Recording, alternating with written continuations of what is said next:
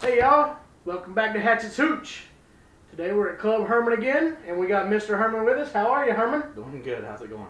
Not bad.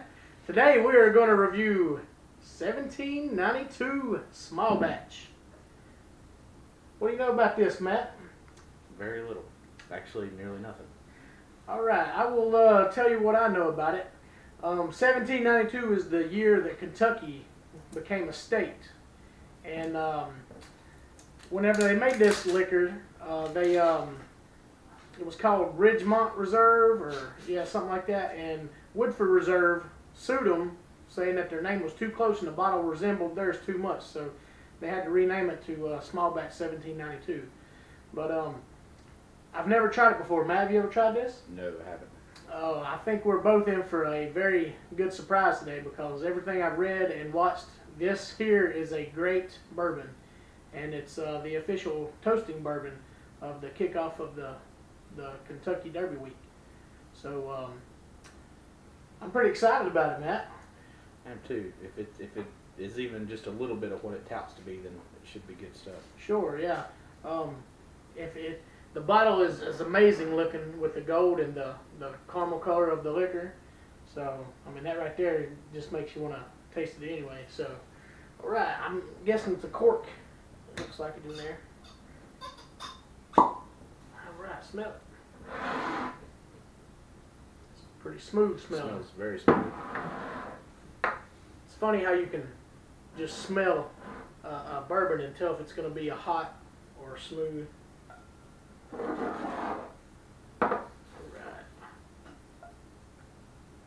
1792. Right. It's got a pretty caramel color. It's not real dark, so there's no age statement on it.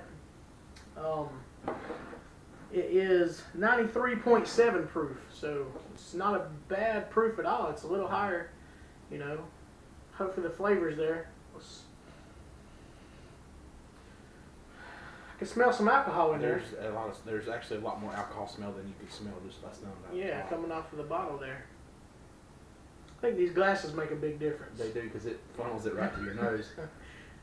So, other than the alcohol being the most prevalent, I smell a little bit of vanilla, caramel maybe, butterscotch. Honey.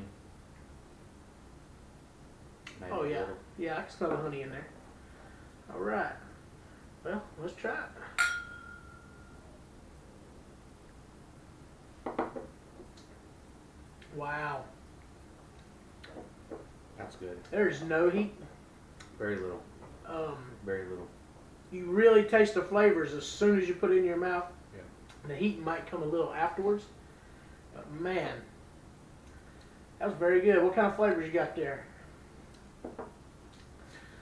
Honey. Vanilla's there too. You can almost, there's like, it's got a smoke to it, smoky. It's probably the charred oak. The charred oak, yeah. There's not a lot of oak flavor. I don't taste, but it seems like maybe some dried fruits. Could be. That smell. I mean, it tastes really good. Let's put some ice in there, Matt. Yeah. I'm gonna need a little more too.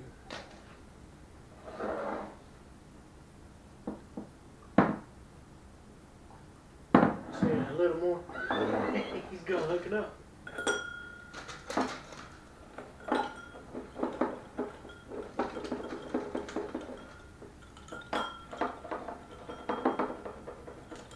I bet this ice is really gonna help it out. It's probably going to cool it down a lot. The alcohol smell is gone. Yeah, that alcohol heat smell is nowhere to be found. But all that flavor. I can just almost smell, it's like a citrusy smell too to it. That's like, maybe that's the fruit. Yeah, I want to say a blueberry maybe almost. Could be. Maybe. I don't know. It smells really good. It does. Right. Oh my God. That's awesome. That right there is, That's so really, easy to really drink. good. Really good. There is no heat whatsoever when it is cooled down. It seems like the vanilla is not hardly there anymore. No. But it's taken over more like the honey, kind of sweet. Yeah. It changed the flavor a lot. Oh man, it's wonderful.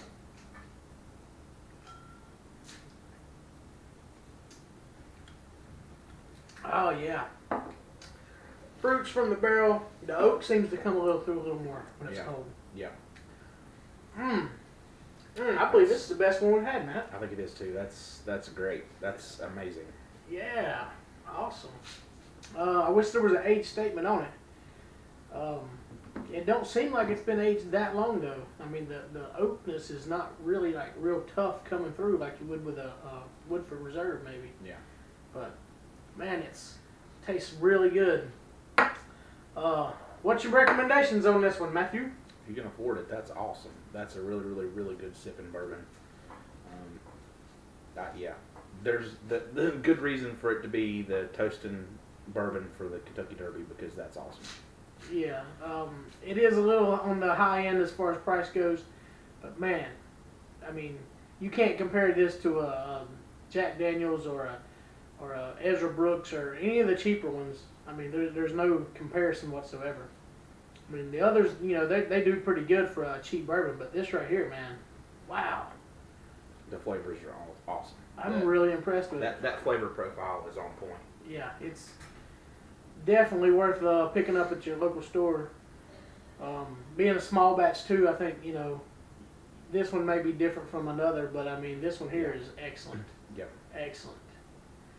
All right. Tell us what you think about 1792. I think it's awesome, and Matt recommends it, so like and subscribe. Thanks, guys, for joining us on the Hatchets Hooch.